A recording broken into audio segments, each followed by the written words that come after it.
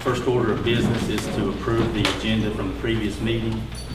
Is there a motion to approve that agenda? Approve the agenda of this meeting, excuse me. Make a motion. Second. I'll second. All in favor? Aye. Aye. Opposed? Motion passes. Now I want to ask for a motion to approve the minutes of the public hearing, which was held on the school budget and for the February 18, 2016 regular board meeting. Do we have a motion to accept those and approve those minutes? So moved. Second. Second. All in favor? Aye. Aye. Opposed? Next, we'll move to the recognition section of the meeting. Recognize Mr. Bricker, the superintendent. The Kingsport Times News Right On initiative comes out on Wednesday in the paper. This week from Pennington Middle School, they had entries from Cassie Bledsoe, Evan Britton, Jesse Darty, Bethany Davis, Chloe Miles, and December Stepper. And also, it's going to be new in the future, and this is just an example, but we're coming up with a certificate to give to all these students who participate in the ride. That's nice. It is. For all the students. Anything else on that? No. Okay, next will be the schools with the highest percent of attendance. Mr. Bricky also. Schools with the highest percent of attendance this month. Our traveling trophy goes to Rose Hill for best attendance for February, and that's with a 95.6%. Second was Elton Knob with 95.11. Congratulations to these two schools. Mr. Bricky? Yes. I believe Jonesville's got 95.3. That was for October. February's upper left-hand corner. Oh, okay, yeah. August was 98, that's highest on there this year. Wrong call, August is sorry. the highest, 98.3, which is great for February. Those were for February.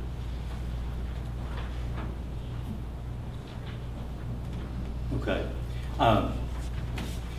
It's not on the agenda, but I think there's a few other students that need to be recognized. So we're just going to go ahead and I guess it'll be the chairman's prerogative. I want to mention that during this last basketball season at Lehigh, that Kim Pieri went over 1,000 points in basketball, and he ended up with 1,284 points for his career. So want to congratulate Kim on that. Also, Ryan Morris signed last week to run cross country at Alice Lloyd College. Want to congratulate him on that. Devin Rutledge signed this week to play football at UVA Wise. Again, congratulations. And Patrick Allen is signing tomorrow to play football at Emory and Henry. So we want to recognize all those students and wish them the best in their future careers. And I believe Mr. Kidwell has some recognition also. Well, yes, we got some for Thomas Walker. Mr. Sean Williams won the DAR Good Citizens Award. Mr. Hunter Cope went 1,000 plus career points as Thomas Walker had 1,502 points. And the Junior Varsity Lady Pioneers made it to the district finals this year with Coach Ashley Burke. So congratulations all of them. Is there any other recognition? If not, we'll move to public expression. I want to remind you that you have 5 minutes. Don't mention names. Don't, keep it under control. If anybody has anything they want to say. No one? All right, next we'll move to reports. First, we'd recognize Tim Kress to address flexible savings accounts. I was asked to speak on this topic, and actually I guess it's been several years ago, Debbie had asked me to address this same topic. If you look there, there's a packet, some vanilla envelope there. I think I dropped a copy of Mr. Bricky earlier today because I thought it'd be a chance maybe to review it. For those that are not familiar with it, the company I work for, we've had flexible spending accounts around for a long time. And the advantage of the flexible spending account, I'm not going to get into all the details because I got the information outlined here. You can read it, and I'll be glad to answer any questions that you have about it. But the flexible spending account, the advantage of it, I guess I was told that we need to make it quick and short, is that the advantage to the employee is that you can pre-tax dollars, and that anytime we can save money, that's a good thing. The, right now, if I remember right, it's about $25.50 that you can put into the flexible spending account. I always like to use myself as an example. For so many years, I put at least $75 a month into that flexible spending account. Now, under the old provisions of they did that with that flexible spending account, if you don't, spend the money, you would lose the money. Now, they have done and changed it around. There is a carryover, but it's only $500. So in other words, you can carry over $500 from the previous year. You have up to, usually, depends on the employer's options and stuff like that. You can have up to 2.5 months into the next year to claim that expense. But now the expense has to happen within the physical year, okay? And there is an outline in that information that tells you exactly what, if you look at the second page there, it says tax rules governing the FSA, flexible spending accounts. It outlines it, according to the rules, what you can or can't do. One of the big questions everyone asks me about that when we first, start talking about flexible spending accounts is, well, how does it affect my Social Security? It can reduce your Social Security, but it's such a minimal amount. Most people don't even worry about it because the school system has been doing what we call a premium-only plan. Right now, Horace Mann was approved by the prior board to do what we call the POP, which is premium-only plan. So we're approved to do that now. Of course, we've got a new board, and whatever they decide to do, we'll go with that, of course. Anybody got a question at this point? So this is in addition to the regular health insurance benefit? Yes. And you can't pay your health insurance premium from No, well, you're already doing that they're doing what they call, I used to call it a full-blown, you're not doing a full-blown cafeteria plan. You were doing Section 125, but you were only doing premium only. They call it POP or a premium only plan. Okay. Under the flexible benefit program, you have medical spending accounts, the 2550, and then you also have the dependent care, which is up to $5,000. Okay. You don't have to do, like right now we're just doing the premium only. You can just do the flexible spending account, and you also can, or you can add the dependent care. Advantages of the dependent care is if they have to be under 13.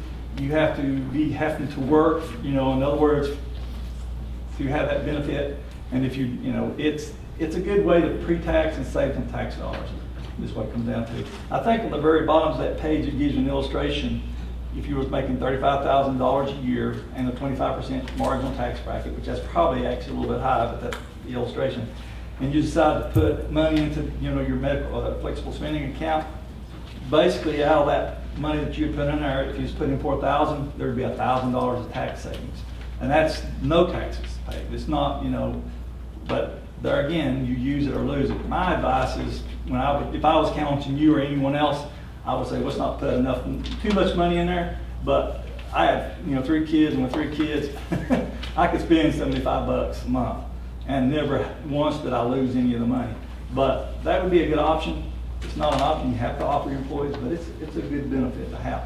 And then when you have those people that have dependents, in this area, I don't think it's a big issue, but I have a nephew, and they spend $1,000 a month on that, expense in other places.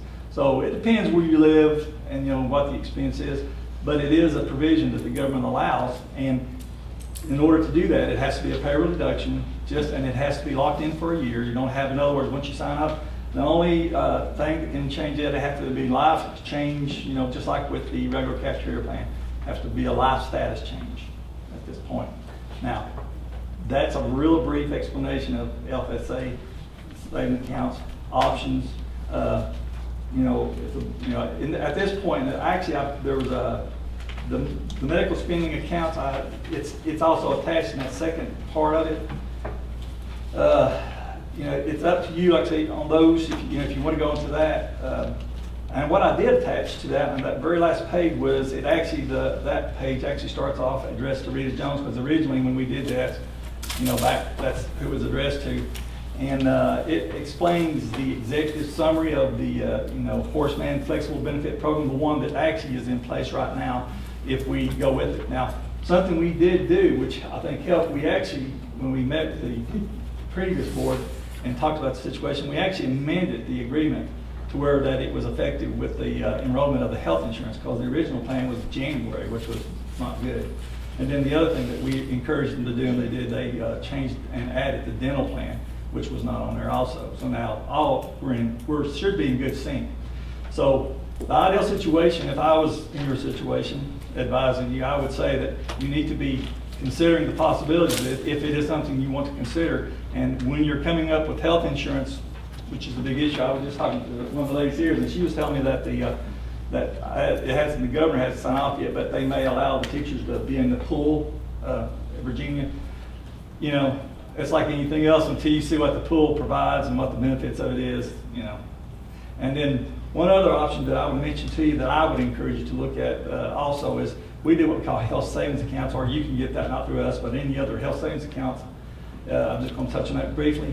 The health savings account is I love it because it basically, if you don't use it, you don't lose it, and then it moves over until the next year. I don't know if any of y'all here have health savings accounts, but if you do, it's a great option, and that money can continue to accumulate, you know, as you go down in the future.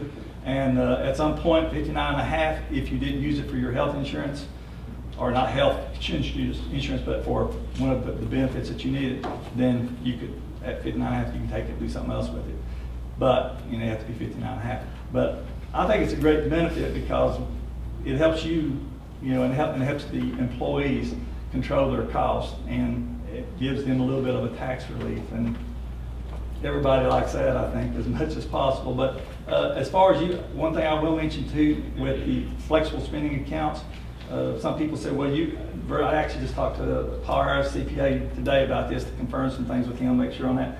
There is a child credit that you can get, or you know, for that is which is $6,000, which you can get $5,000 with the dependent care instead of, but $6,000. But the difference being is that you have to file that and show, which you have to do it anyway. But as you do it with us, we have like a debit card, or most companies now it's become pretty much just like a credit card. You just go to them. If you go to the doctor, you just say, here it is. They run it through. You know, it's done. It's a whole lot easier. So, any questions? I have one, and you may have it in there. I haven't read it in depth, but and I believe you can do it either the physical year or our physical year. Yeah, it can go with the plan year, and that is a good thing. Yes, that's a good point. So you can go with the plan year. So it does work, and that's one reason we recommend it. If you're looking at doing it, it would make sense. We could actually have started it. We actually was originally going to start it, I think, at the beginning of this fiscal year to do the POP plan. But I said, well, my thoughts was it was better to wait until you do the whole thing at one time, rather than have this for 6 months and then over again. That just would be confusing.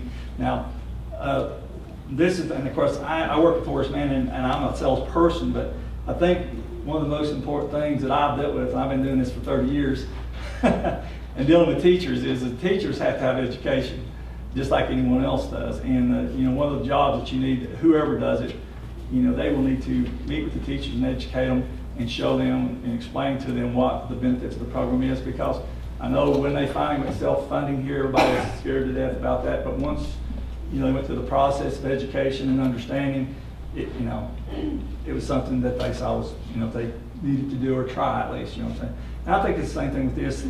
To me, this flexible spending account for anyone that wants to do it, I think the biggest aggravation is for the person that does the payroll, because then they've got to put it on payroll. But otherwise, we go out and help enroll it and get it started. And so it's another benefit that the employer can offer. And I'm not supposed to be a tax expert on this, but if I understand right, that does save the employer a FICA on that money, because it is before taxes and FICA. So there is a little bit of savings to the employee and employee in that aspect, but then again, it's not like it's going to be a great amount of money, but it is a little bit of a savings. Thank you. All right. Thank you very much. All right. Thank you. Mr. Jesse, on health insurance update. As Mr. Chris kind of noted a little bit, in the many years that I have served on the insurance committee, one of the key questions has always been about why can't we get on the state plan. Well, due to a Virginia Education Association initiated bill, that now can be a possibility. A bill was created to establish a statewide health insurance option for school boards, which could include retirees as well as local government employees. However, to be successful, the plan will need at least 3,000 to 4,000 participants, with 10,000 being ideal. However, it will be at least a year before the plan can be implemented, and there is no guarantee that the rates will be any better than what we've got. Something I just happen to think it's an important part, and I'm just going back to the health savings accounts for just a second. And this is something I talked a little bit to Debbie about, and this is something you have to be aware of. I think you mentioned that even your consultant had recommended looking at health savings accounts. You have to have what they call a high deductible plan. And you know, if this state plan doesn't work out, you always have to have a contingency. You know, I don't know, and I'm not the person that would say that, but you might look at the option of having a basic plan, and then if they would allow you to do it, to do the high deductible plan. So you could have two plans.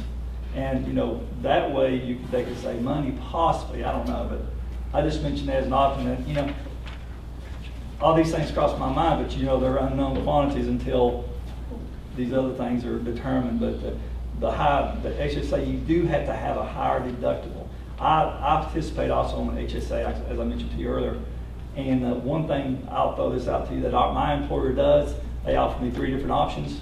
And in that option, if I chose the mid-range, they actually gave, I'm not saying this would work for the school system, but they actually give me $500 to throw into the pot, which is pretty nice. So, you know, that helps to fund my bigger deductible, because that's not going to hit me so hard. And then the nice thing is that if I don't spend that money, then it still rolls over. And but I just thought I would mention it to you because you're all going to be facing that. Anyway, the insurance committee met on March 1st with our consultant or actuarial, Matt Smith. He explained also the flexible spending account and health savings accounts and the benefits to the employees. Mr. Smith then reviewed the paid claims information, noting that our medical experience had decreased from last year. However, our pharmacy experience had increased, but the overall total claims had decreased, which is good. He also reviewed the final cost from 2013-14 to our current year and the projected cost for 2016-17. With no changes, the current health insurance plan is projected to increase by 13.8%. Now, I know of a couple of insurance groups that they're looking at either 10% or 14%, so that increase is within the range. The insurance committee voted to have the insurance put out to bid, and due to the turnaround time and with our April board meeting, I'm thinking that we will probably have to recess or have a special call meeting to approve in order for the turnaround time for the central office personnel to do that. And I'll entertain any questions. No questions, we'll move on to SOL issues. Ms. Fannin. I have had a great concern from a lot of the teachers. Of course, we all know that SOLs are very, very stressful, not only on teachers, on students, on parents. Teachers feel that, you know, if you don't do well, there's a danger of you being fired or being moved or whatever. And with that being said, my great concern with this is during the SOL review time, I think it's very, very important that we have every teacher, reading specialist, math specialist in the schools. Because, you know, that's like we have writing SOL coming up. We've missed a lot for snow. Of course, that we can't control that. But you have so many days that you miss for snow, then you do come back, and maybe one of your specialists are gone on a trip. And I know that, you know, you can probably, there's a lot of things that you can gather from those and bring back and help better whatever you're doing. But my thought and my concern, and also teachers, is that we need to pick a better time to be out of our schools rather than during the SOL review time, because that's why they're there. That's why they're paid, is to be there to help these teachers and to help these students to be able to do better. And if you're not there, and from what I can understand, and anybody correct me if I'm wrong, if you're a reading specialist and or math and you're absent, you don't get a substitute. So therefore, that body is just gone. And like I said, you know, when you miss a lot for snow, that sets your kids back. And kids are stressed out over these SOLs. The writing SOL is coming up. I mean, there's people that are just, I mean, they're literally sick of it. There's teachers have worked really, really hard. And when you got teachers, you got schools that are in warning, schools that have lost their accreditation, and these people are out. I think that we really need, and like I said, I'm not saying you don't need to go to these workshops, seminars, or whatever. We just need to be very, very selective of when we do. I mean, can you not go during the summer months, or maybe even the first month of school or whatever? Because that's when you would learn what they're teaching you to bring on board for the rest of the school year. Just whatever we can do to make SOLs better. You know, we just, you know, it's so stressful as it is, and I just think that maybe that's something that we're lacking in, which is not a big concern, that everybody be there. And I mean, if anybody has any input on that, you know, I get this from teachers, and you know, I've told this every meeting. I don't go on one teacher. When someone tells me something, I investigate it, and I talk and I listen, and you know, you teachers, you have a voice, and we want to hear your voice. You know, I've had teachers tell me in the past they felt like they didn't have a voice. They were afraid to voice their thoughts, their opinions. That's no longer the case. You do have a voice, and without you sharing that with any of us, we're not in the schools. We don't know. We don't know what you need. So that's just, you know, a concern. It's a concern of mine. It's a concern of teachers. It's a concern of parents. You know, I just think that's something we really need to be careful of when we take people out of our schools. Thank you. Next is an update on the superintendent search. The deadline for applications was February 29th. We have 11 applicants. About half of those are in the half, or maybe 6 of those are within the county school system. Others are from neighboring school systems, even as far as, well, I think one guy applied from across the country somewhere. People from Botetourt County and Wise County, different places. So this is the first time we've met since the applications were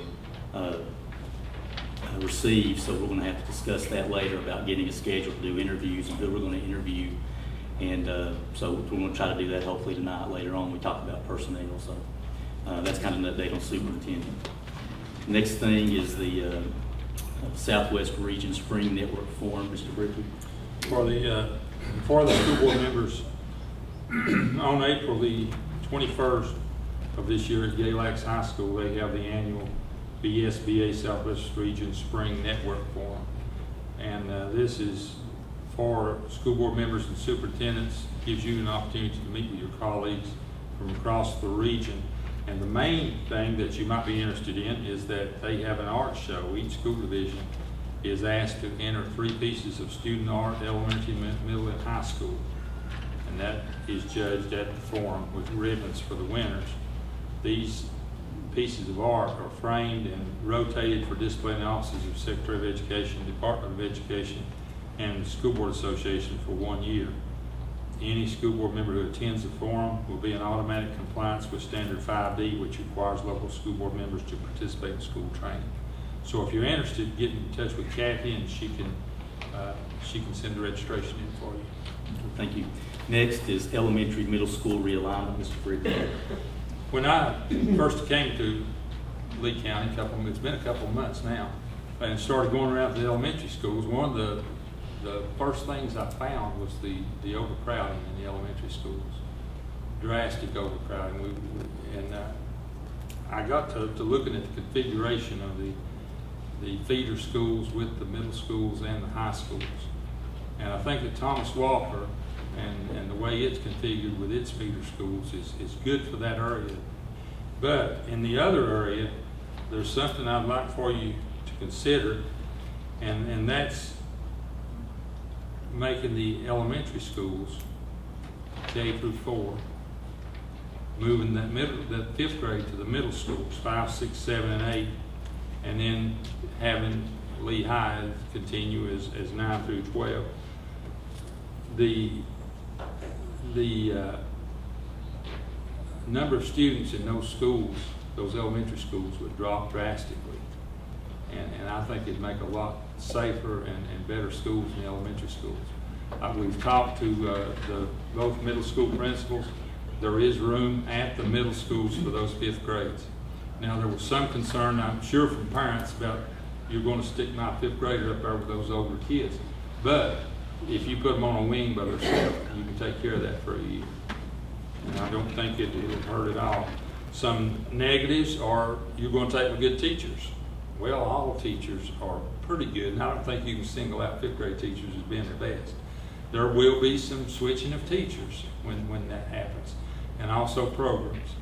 There are some programs that will go along with those 5th graders, but I don't really think those are negatives. That's just something I want to throw out and let everybody consider for next year. Changing the configuration of Lee High School's feeder schools. Okay, thank you. Next, teacher goals, Ms. Farron. So here again, I spoke with teachers, and I've learned, every time I talk to somebody, I learn a little bit more about this. It's goals that they're required to write and to agree upon. And so many teachers have concerns because they were, I feel, enforced to write goals saying that they will have 100% pass rate of their SOLs. That's not a goal, that's a dream. That's how I feel, and I think that's how teachers feel. And I don't think they understand why that they're saying that their goals are saying that they're going to have 100%. And if anybody can enlighten that or explain it to where, because when they come to me with this, like I said, I don't fully understand it either. I know that goals are a great thing to have, and we need to try to reach as high as goal as possible, but in reality, I think that's a goal that is not reachable. And teachers feel, it's no secret that our teachers' self-esteem has been very, very low, and we are trying to build that up and to make them feel like that what they say, what they do matters, and that we're there on board for them to be able to do their best. But in saying that, I don't think having them to write goals up and having them to sign this stating that I will have 100%, and like I said, maybe someone can explain it more than I'm understanding it. Are there any teachers here that have concern with Maybe this? should try. Okay. Mr. Ricky, do you have those copies? Yes. These. Yes, that has the rubric in it. What it is, it's the teacher evaluation, and I don't have that handbook out here. And what it said this year is standard 7, that teachers' evaluation would be based on their SOL score. Right. And if you'll go to where you see the rubric, and I think it is a misunderstanding, truly. No one knows. I mean, I wouldn't expect 100%. That's not true. We're just saying we want all of our students to make 70 or 75, whichever, if it's math or English. So let's take math, and if you look at it there. Yes, you're going to expect it, but the teachers are rated on a 4, 3, 2, 1. That's just one of the criteria. That's standard 7. But they've got standard 1, 2, and you can see what the percentages are in there. for them. What we're saying is if a teacher, you have a class, and I don't have one in front of me, but it says that you have, what is the first one? Some to 85% of the students Highly pass. effective. In order to get a 4, Yeah, that's a 4.0, highly effective, 85 to 100%. in order for a teacher to get a 4, 85% of that 100% will make a passing score on the SOL. Not saying that they have to have 100%, but the expectation is that you want all of your students to make a 70 or 75, is what you're asking. You're not asking, But I think though, the concern I've heard from teachers, they feel like this comes back to HANA when they do get evaluated, and they're gonna say, and they've heard this from other counties, okay, 100% is gonna pass, well, 75% pass, well, you're not doing your job. You signed it. Yeah, well, you that's signed gonna it, be you said- someone else that says that. That's not what I would, this comes back to the principal and the teacher. This is back between the principal and the teacher. And there's a very special note down here So at the the bottom. principals are agreeing with this? The principals, yes. As far as I know, that it was discussed with the principals over and over, not just one time. And there were concerns, and it came up at the communications meeting and so forth. It was very difficult for everyone to understand that the expectation was for all students to pass in my classroom. But I know that they won't. And we were just, and some of them wanted to Is this what the say, state tells you that you need to tell them? that was what we were told at a meeting by one of the representatives. That's all I can say. But, I know, and they said this is And what the listen, expectations. Y'all can, you teachers, you have a voice. You have a May I say voice. something? Yes. My name is Doris Boynott. I'm with the Virginia Education Association. I work with Lee County Education Association. I do workshops on writing the goals for teacher evaluation using the State Department of Education's guidelines. My understanding is 100% of your students can make progress, but that is not attached to a score.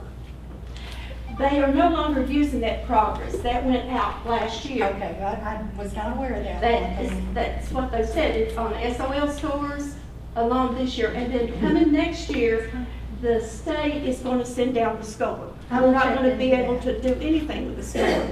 As far as I understand, the state is going to send, they'll look at the SOLs and they will send the score for, to Lee County for the teachers. It won't be anything but we do.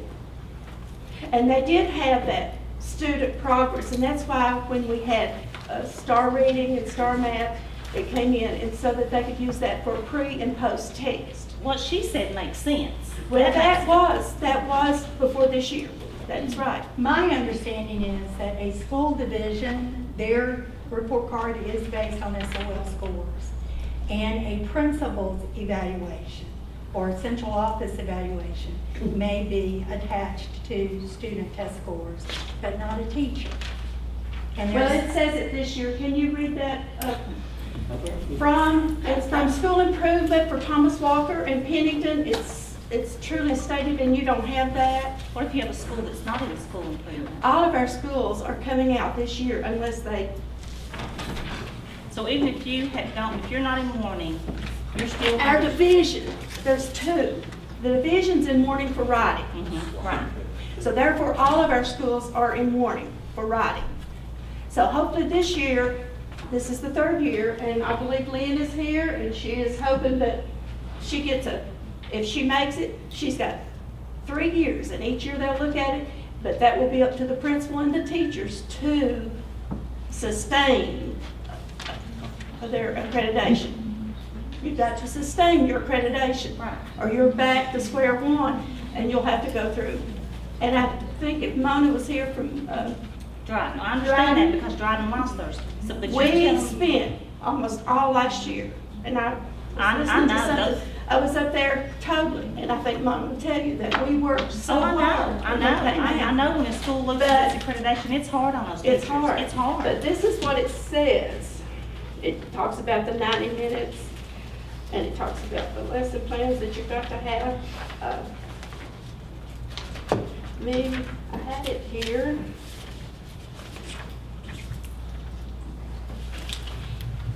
Ensure that the summative teacher evaluation plan goals focus on improving student achievement, because Standard 7 is based on SOL performance for teachers in SOL tested areas. That key word is Okay. improving. So why don't we have teachers write their goals as to improve student achievement, I'm et sorry, cetera, wait a and not minute. say, we're gonna have every kid in every school in Lee County 100% pass SATs, because it's not gonna happen. We know that. But I understand what you're saying is, we're all saying the same thing, but we're trying to come up with one. But I read the wrong one to you, I'm sorry. Recommendation 8, ensure that summative evaluation results for Standard 7 are based on student SOL performance for teachers in SOL tested areas. That's one part of a teacher's evaluation though, right? The There are SOL. 7 standards that they're So I mean, that's SOL just is one a part. function of it. It's just one part, and that's what we're saying. Every teacher wants a 4. I mean, what they tell us, we don't have 4s, that it's hard to get a 4. I mean, I'm just saying that.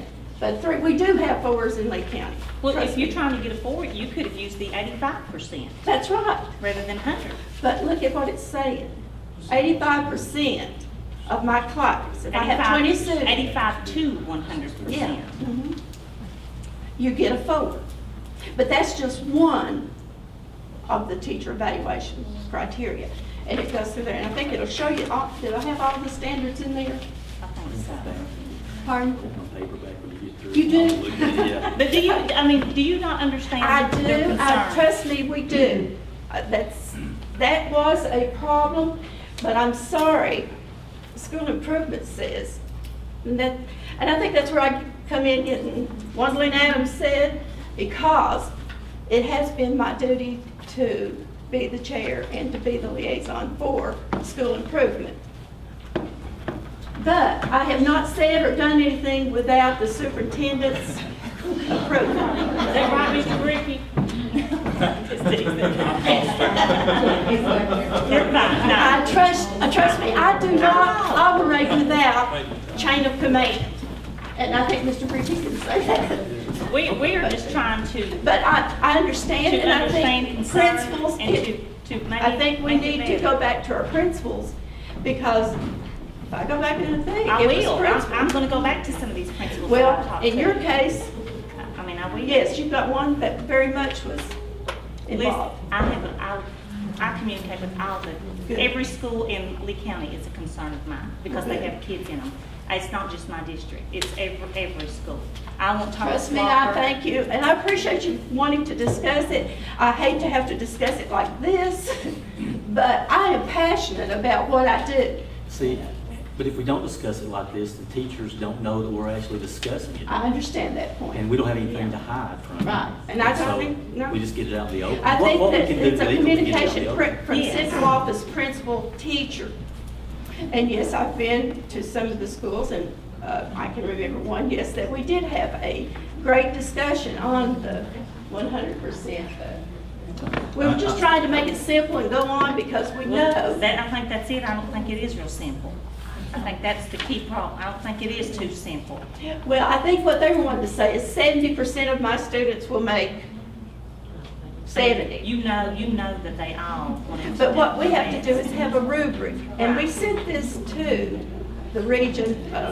Matt Herb looked at it to make sure that it made sense, that it has to be something that So will he work. approved it. Matt who? Matt Herb. Thank- Say something for just Okay. a moment. Off that evaluation, that is criteria 7, but that is 40% of our evaluation. It is. It's not like 1/7. That section is 40%. And if you get a 0 in that, that's hard to overcome. You're gonna be in a needs improvement area. That's true. As a teacher, you know, after 25 years. That's what it costs for. With some of us where we have done some ability grouping, and we have a teacher in particular who has students that have never passed a test, that have never made above a 350 probably, she will absolutely have a 0. She is already knowing. In that one. In that 40%, almost half. So So how's she gonna recover? But You that's know? what the state, we didn't come up with this. This is in the state evaluation, those standards, and the percentages that it counts. Now, we could go back and have a meeting, We might you know, need to for do next that. year Okay. and look at that Yeah. and see. But we could change what those percentages are, and hopefully, We can we change- have just followed what the state gave us. We'll continue this. Okay. It is a. Thank you, appreciate your time. I've got one quick question. It says, talent ed. What is talent ed? Talent Ed is just a technology, electronic means of putting information into it. And what we did, it has all of the forms that are in the teacher evaluation handbook. It's there to use electronically. Now, we don't have to use an electronic device for it. We can use paper. And you'd have a book like this, and Yeah, I've seen the books, they're this thick. yeah. So if it's on there, you don't really, if you put everything on there, it's there and it's history. And you can go back and get that teacher's evaluation at any time you want to. What about the principal evaluation? The principal evaluations are on there also.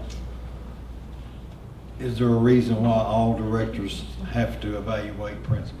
That was the question. That's a superintendent decision. Okay. That's what we was wondering. Thank you. Thank you. Next is the early retirement proposal, Debbie Chesney. Before I go into the proposals, I just want to go over a poll.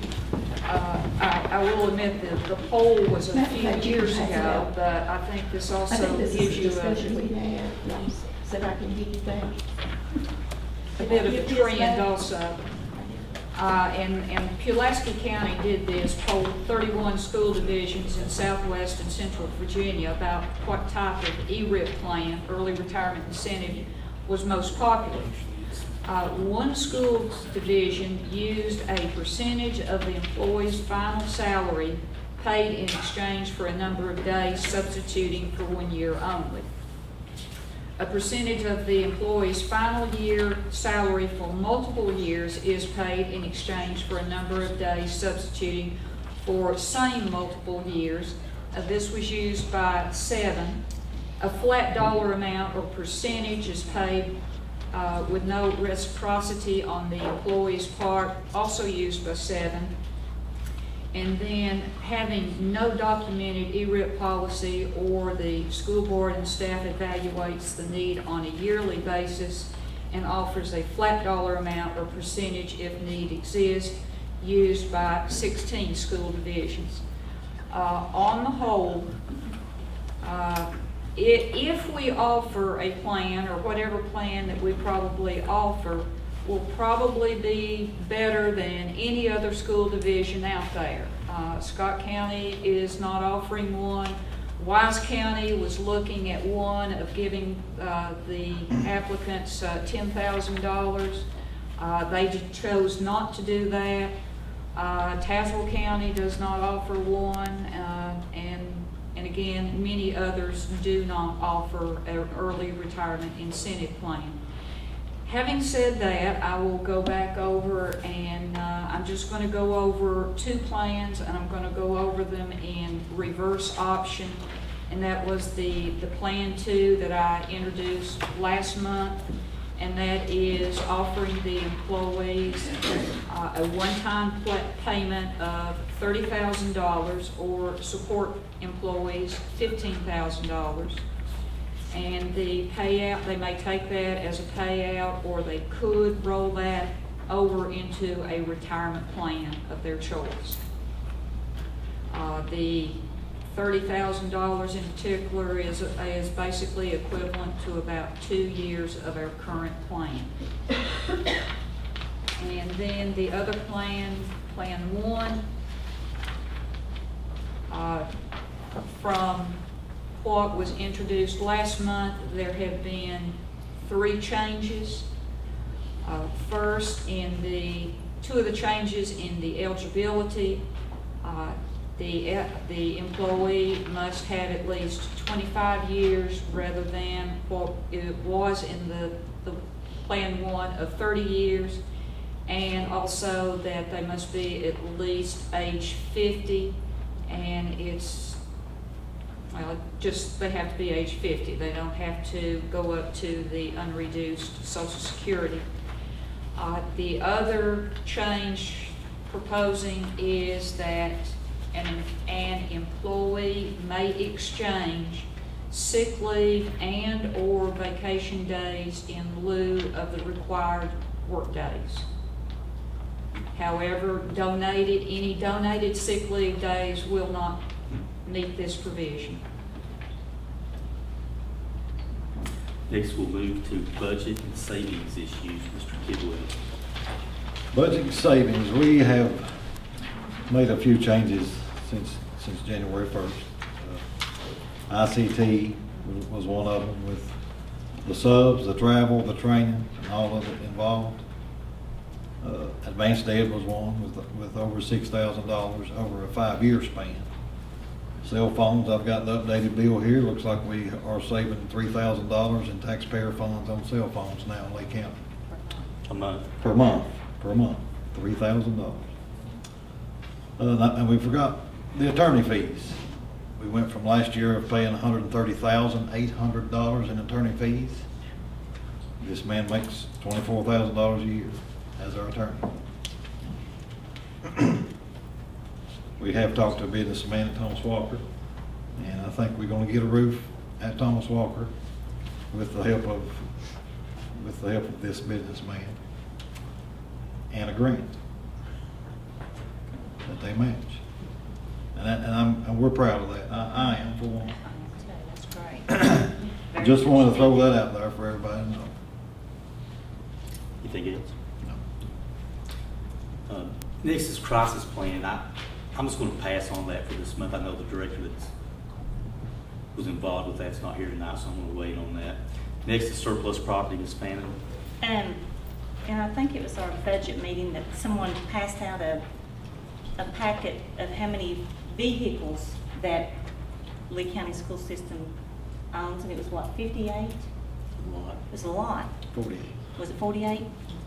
I think what's not being used, if they are sellable, let's sell them and put that money towards something else. We need to go through and see what we need and keep only what we need and get rid of everything else.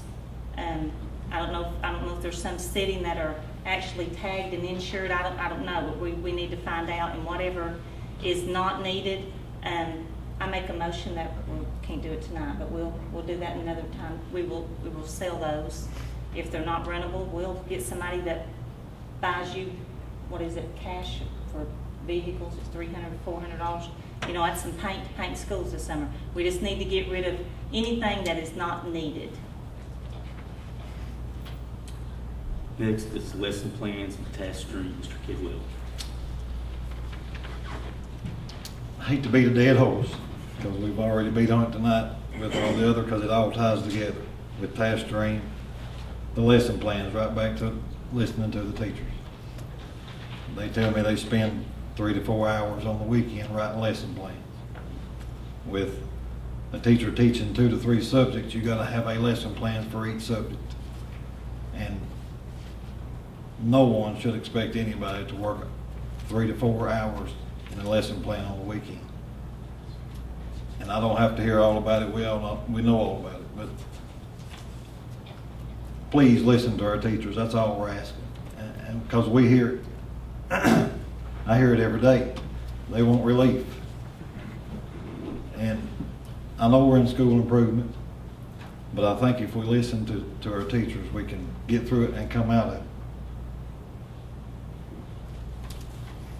I think also, I know there's certain requirements if you're an improvement that you have to do certain lesson plans and meet certain points, but the fact of the matter is, teachers need to be teaching and not writing books for lesson plans, because that doesn't do a thing for the students.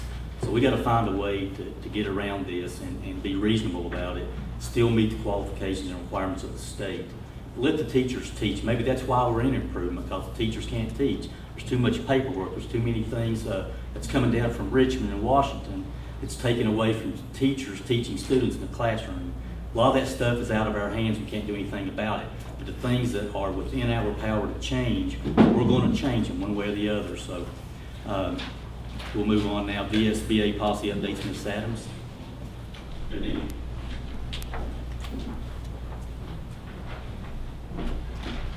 You have on your desk a copy that says VSBA, for those of you that are new. We'll give the report to you this time. Sometimes we put it in your package, but this time we decided not to, so that you would have time to go through it and look at the policies. And this is the red line copy. And if you'll go over to where it says explanation of revisions, February 2016 policy update, I've gone down and starred, put an asterisk or whatever, at the policies that I feel that maybe need you to read, and you'll make a choice. And over on the second page, JDG, you have option 1 and 2, and so forth. And also JHCH, school meals and snacks. So some of these are just merely editing or updating or a reference. So next month this will be on for your adoption. Thank you. If you have any questions, just give me a call. Any questions? Well, no, I was just gonna say, personally, I feel that if it's just a legal update or just a grammatical change, they just need to be accepted and go on with it. And then the ones, as say, that have been starred and everything, where we might actually take action, really look at those and things. But just as I say, oftentimes they decide they need to change may to shall or something like that, and the policy itself has not changed, or again, legal reference, the policy has not changed. Right. And I could go ahead and have all of those updated, because it takes quite a while to get this updated and get to the website. And that's how we've been doing it in the past, but this is yours to make a decision. Cool.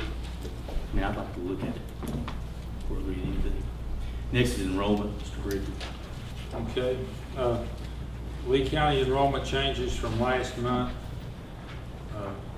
is -1. Enrollment changes from the same time last year is -60.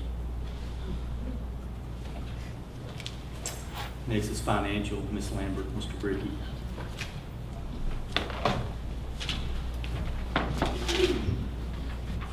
Good evening. This is a summary of our financial activity for the month of February.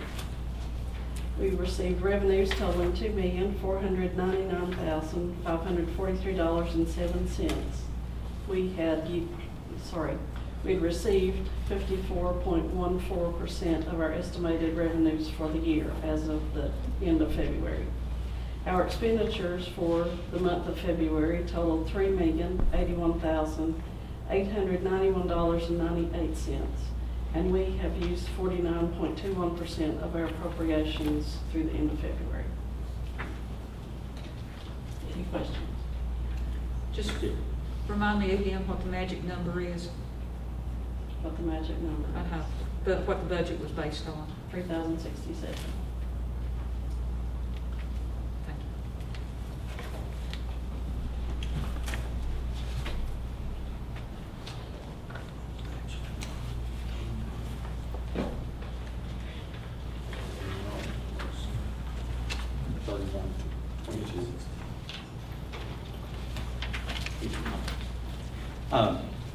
Next, we'll move into action agenda items. First, of course, the business is consider approval of 2016-2017 school calendar, Mr. Griffin.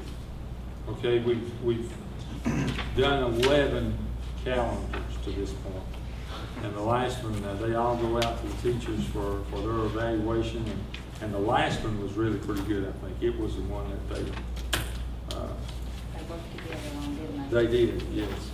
So I'd like for you, I know you've taken a look at it, I'd like for you to approve the school calendar. Do we have a motion to approve the school calendar for 2016, 2017 calendar year? I make the motion. Do we have a second? A second. All in favor, aye? Aye. Opposed? Motion passes. Next, consider approval of commencement exercises for Thomas Walker High School for Sunday, June 5th at 3 o'clock, and Lee High School for Friday, June the 3rd at 7 p.m. Mr. Bricky. Yes, I have a letter from Mr. Ron Early, the principal of Thomas Walker High School, and he sets his commencement exercises for the graduating seniors of Thomas Walker for Sunday, June 5th, 2016 at 3 o'clock, and also from Ms. Michelle Warner at Lee High. She would like to request Friday, June 3rd, 2016 at 7 o'clock for the commencement exercises for Lee High School. I'd like your approval for that. Do we have a motion to approve the dates recommended by the principal of Thomas Walker and Lee High School for graduation? Make a motion. Do we have a second? I'll second it, but I want to say the state track meet is on that Friday. That's what I was wondering. The state track meet on the Lee High day. Let me talk to Ms. Warner and see what. But we can go ahead and vote on it, change it. Yeah, we can change it later if we go ahead and approve it now. Yeah. I'll second. Okay, all in favor, aye? Aye. Opposed? Approval of Head Start Corrective Action Plan, Ms. Adams.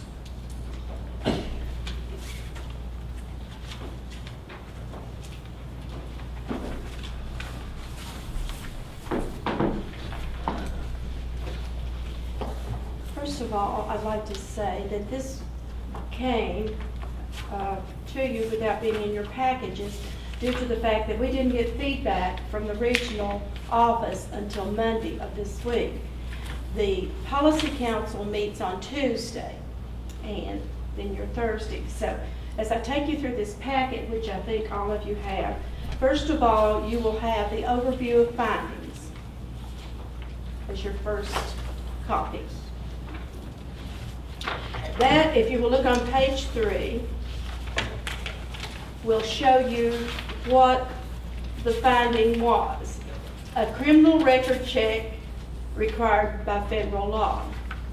I can tell you that with the regional office, we went through trying to explain to them that we were in compliance because we have used the Lee County substitute list, and that this person came from the substitute list who had the required background checks. However, what they said was they wanted more clarification and they wanted it put in steps, A, B, C, or 1, 2, 3.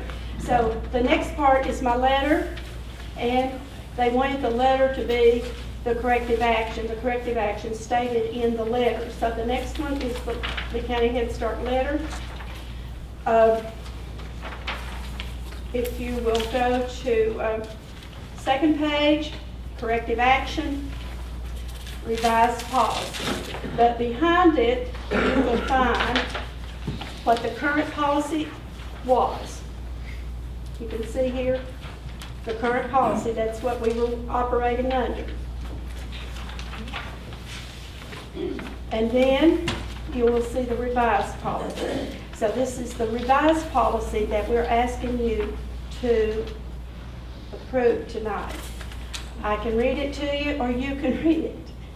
I have a question. So are they saying that there was someone hired in Head Start and there was not a criminal background done on them? But she had the criminal record, and if you will see the documentation, She which had is the in the criminal back. record or she had the background? She had all of the background checks. We have it, the dates, etc. How did this happen? Don't know, because the guy that came in here after he left, you know, we tried to explain whether he didn't see it, didn't look at it. I don't know. I can't answer it. But the issue was the person had been hired as a substitute, there'd been a background check, everything was okay, then they were hired for a different position within Head Start. But that didn't matter, they said, doesn't matter. Then what was the issue? That's what we're But I trying mean, I to guess, say. but what they're saying is there was a time lapse there, there was a new hire, So so there should have been another they're background saying check, that that's what they're probably- saying. They don't require that. If it comes from the They wrote Lee us up County. for not having a Evidently background they check. do. Well, if you look at the policy, what they're saying, it's the same thing. However, what we said was, according to theirs, all that is required, and I did talk to the lady from Washington yesterday, and she said, you do not have to put 3 years in there. You don't have to do that. All you have to do is have a criminal background check. So in other words, what the revised policy is just gonna be, no matter what you've done before, if Head Start hires you, we're going to do a criminal background That's check. exactly, Okay. we're gonna do a new one, no Right. matter what. I think so, yeah. And that's what we're Okay. saying Okay. in our policy. But even though she said you don't have to do that because, and the reason we put 3 years is that the Virginia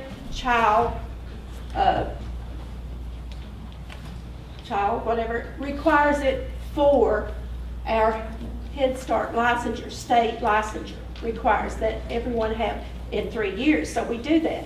But this lady was on the sub list and she came back in August. She was on the sub list and we've done it before. So So we we're need to just make sure we saying, don't do it again. I don't know, you just gotta satisfy the federal and go on. All right, thank you. And that's what we did. And if you'll see there, we put it 1, 2, 3, and if anything changes from what we had, all that we said, we'll have a form. The only thing different is we're gonna have a form with their names, the dates they got it, and keep it. We'll just look at it as a whole new hire. I mean, even if they've been in That's the what we're system, doing. we'll just, okay. So I would appreciate it if you would approve this so that I can get it in the mail. Okay. Do we have a motion to accept? So moved. Second? Second. All in favor, aye? Aye. Opposed? Next is consider approval of overnight field trip. In your packet are several overnight field trips that you probably had time to look at. I'd like for you to approve those for me. We have a motion to approve the field trips as requested. I make the motion. Second? Second. All in favor, aye? Aye. Opposed? Next is consider approval of second semester field trips. Also in your packets are second semester field trips, if you would approve those. Motion to accept those, approve those. I So mean, moved. Second? I second. All in favor, aye? Aye. Opposed? Next is consideration of the early retirement incentive plan.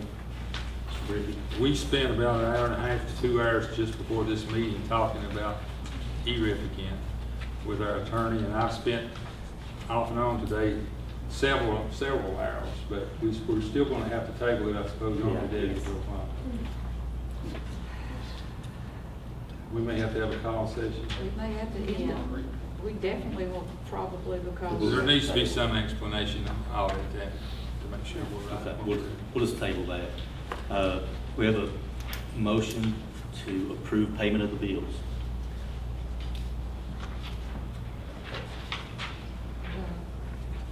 Don't we need a motion to table it again if we're going to table? Oh, on the E-reel, we have a motion to table. So moved. Second, Second. all in favor, aye? Opposed? Now, do we have a motion to consider approval of payment of the bills? So moved. Second, Second. all in favor, aye? Aye. Opposed? Reports and recommendations of the board, Ms. Jessie? I don't know whether on your emails or anything that you have received from the School Boards Association about an upcoming webinar on school board roles and responsibilities. I would, for those of you that didn't attend the in Richmond on the orientation, I would suggest maybe you do that webinar. When is it? I'll have to double check the date, but it's usually around like 11 o'clock to 12 o'clock. And I have been known to put my computer in the car and listen to it as I'm traveling too. So that might be an option also for you. I have been asked to serve as the representative for the governor's school. So if you have, and since our first meeting was canceled due to bad weather, I'm not sure I could answer any questions you have on it, but I will certainly try. And the governor's school is having their state evaluation April 3rd through the 6th. Currently, Lee County has 6 students in the governor's school, which is double over what it was last year. There were 3 students. So, and unfortunately too, one of the board's responsibility will be to find a new director for the governor's school. He is retiring. And so, as I say, this will be something new for me. So if you do have questions on the governor's school, please let me know. And the end of this month is the deadline date if you would like to nominate somebody for the Educators of Distinction. And there were application forms up there on the podium, on the guidelines and everything. So please feel free to take that. And for those of you that might not have heard all the budget update, the state budget update, it looks like our schools will be receiving $73 million more than was proposed by the governor. And it does include a 2% teacher pay increase the first year of the budget. It will reestablish the lottery proceeds distribution. However, it will not be until the second year of the budget. And it also funds a pilot program for mixed-use delivery models in early childhood education, and includes $3.2 million to increase Virginia preschool initiative slots, and includes $35 million for the at-risk add-on to direct funding to schools with disproportionate free and reduced lunch populations. So, and it also gives increased flexibility to the school division on the use of money. So that will be a very important thing also. It looks like the General Assembly will be adjourning on time.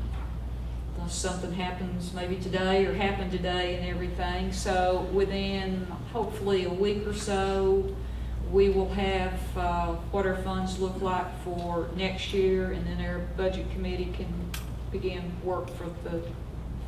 Have you know what in monetary terms this redistribution of the lottery funds, what it means to Lee County school system Not potentially? yet, not yet. We'll have to wait about a week or so, maybe a little bit more, before we know the firm figures. And since there was an adjustment to it, I mean, because in some cases the lottery funds had supplanted rather than a surplus. You know, we won't know until we actually see the readout. It'd be better than what we had, for sure. Yeah, it sounds like it, exactly. On the whole, it sounds better than what we've had. Okay, thank you. Mr. Harper? Yes, sir.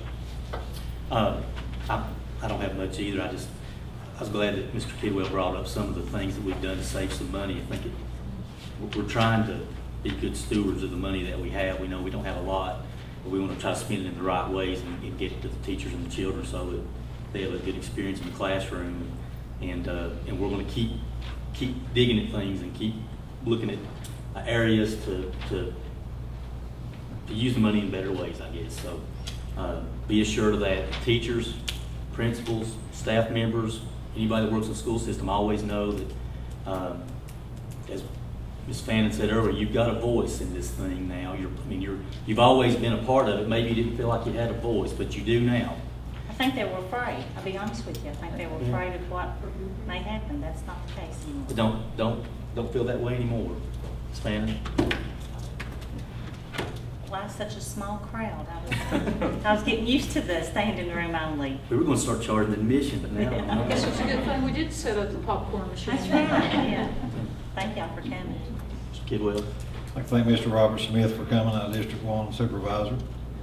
I put it off for the last 2 months to talk about a deal in my district that I think our kids at Edendale gets the short end of the stick out of the county. And I will say mine's there. And I'm not tooting my own horn or theirs, but all these kids at Edendale deserve the same electives as the rest of the county. If we're gonna realign schools, please include the 7th graders at Edendale. They don't have art, they don't have band, they don't have chorus, they don't have keyboarding, they don't have computer solutions.